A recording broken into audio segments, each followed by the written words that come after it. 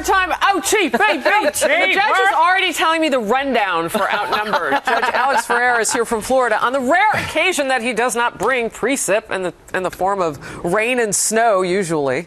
From Florida. It's part of the wonderfulness of me. Yeah, you show up. You're like the heat miser. Remember those things? It's only in reverse. All right, I want to go straight to the live chat because there are a lot of people on it right now. And I'm just going to read them. I'm going to read what you guys are posting. Only good things, please. I'm just going to read them. CTAE, I don't know what that is, Cite. What bothers me and what is scary about this election year is that the media treats this like it's a game and they are the scorekeeper. Phrases like, who and what will Donald Trump think of next? Can't wait. Record turnouts. This is a ratings frenzy. That is great for the media, but sucks for us because at the end of the day, we get screwed as always. Wow. Paraphrase, no, that was a direct quote. You know what? I'm hearing a lot of people say this. Yeah, they feel like the policies and the issues, yes, we call them wonky, but that's what they vote on, actually. I think it's a great point that how the media is turning this into a ping pong match. But we're in it. Yeah, and I never underestimate the intelligence of the voter or the viewer out there because they do want to know what are the nuts and bolts of these trade deals that have annihilated cities like Baltimore and Detroit. Kennedy, I think you they look puzzled. Do you think? I think some people do much, much later. And I think a majority of people who watch shows like this have a much larger window for acquiring important information that will actually affect their lives. What do you mean shows like this? What did you mean by that? Outnumbered is a news show. Absolutely, that's what she means. Yeah, people are getting evidence teasing you. For the cases that the various candidates are making. But there are plenty of people who aren't going to tune in until Halloween.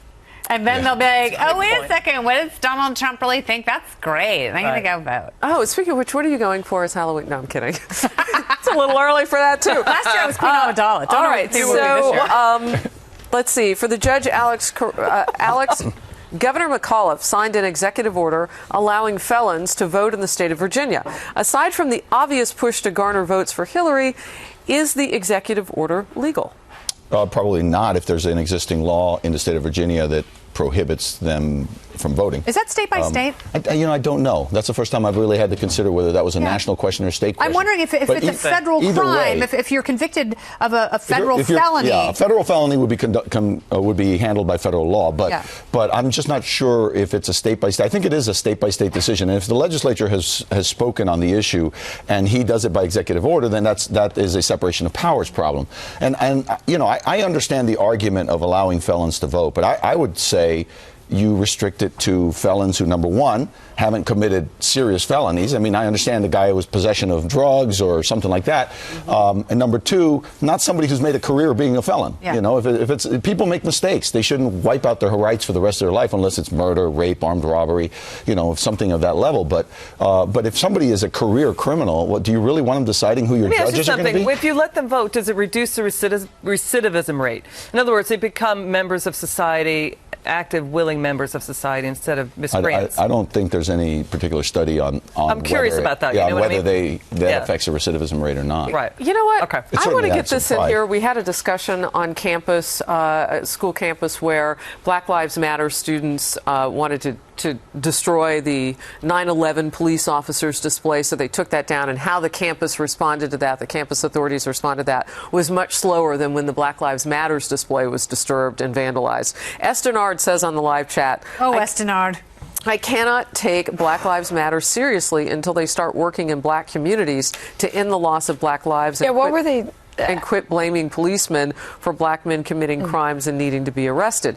Now, you are a former police officer, and we know that there are documented cases where police were at fault. Absolutely. So we're not even going to begin to argue that. But what this is talking about, as I understand it, is it has kind of a good point. I mean, Black Lives Matter. Why not start in the black communities, places like your home city of Chicago, where you have so many murders in the black community every weekend? Yeah, that's one of the major criticisms. But I think you attack it everywhere, wherever it's happening, whether it's a black community or not. You should. What really sickens me about college administrators is after they tore down the posters, they stood guard to prevent it from being reposted. Wow. And the college administrators didn't do anything about that. Wow. I mean, I would have gone down there and said, okay, let's get the identification of everybody here who is interfering and who tore the posters down, who's standing guard. They're going to be expelled. And by the way, if we find out who the ones were that did it to the Black Lives Matter posters, they're going to be expelled too.